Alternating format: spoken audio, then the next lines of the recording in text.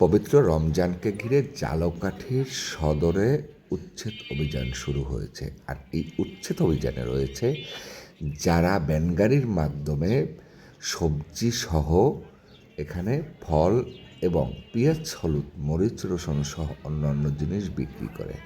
আসলে এই ব্যাপারটা আপনি কোন দিকে দেখছেন? এই রমজানকে ঘিরে উচ্ছেদ অভিযানে প্রতিটা ভ্যানগাড়িতে যারা সবজি বিক্রি করেন তাদের রয়েছে সংসার।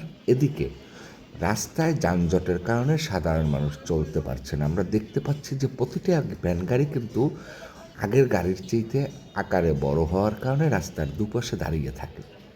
আর এখানেই সড়ক থেকে হাঁটতে পারছে না মানুষ।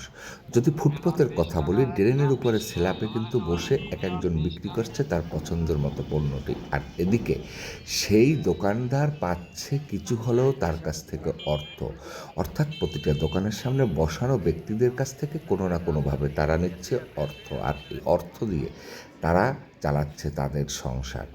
আসলে প্রতিদিন এ ধরনের ঝালকাঠি শহরের ভ্যানগাড়ির নিয়ে এবং সেলাপের উপরে যারা দোকানদারি করে এদের দেখার মতো যেন কেউ নেই। যখনই উদ্যোগ নিয়েছে ঝালকাঠি 2 আসনের মাননীয় এমপি মহোদয় এবং ঝালকাঠি পৌর প্রশাসক জনাব কাউসার আহমেদ, কিছুদিন আগে আমরা দেখতে পেয়েছি সে যখন এই উদ্যোগটি নেয়, এরপরে নতুন একটি বাজার ঝালকাঠি শীতলেখোলার মোড়ে দেওয়ার পরেও সেখানে যাচ্ছে না এই ভ্যানগাড়ি চালকরা। আসসালামু আলাইকুম।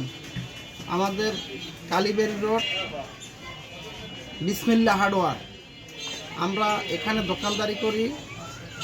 অনেক টাকা অ্যাডভান্স ভাড়া দিয়া এখানে 30 থেকে 40টা হকার দোকানের সামনে দখল দিয়া তারা দোকানদারি করে। তাদের কথা বললে শোনে না। আমি পৌরসভার কাছে দৃষ্টি আকর্ষণ করছি, এই হকার যেন তাদের সরাইয়া নিয়ে অন্য জায়গায় যেন স্থান দেয়।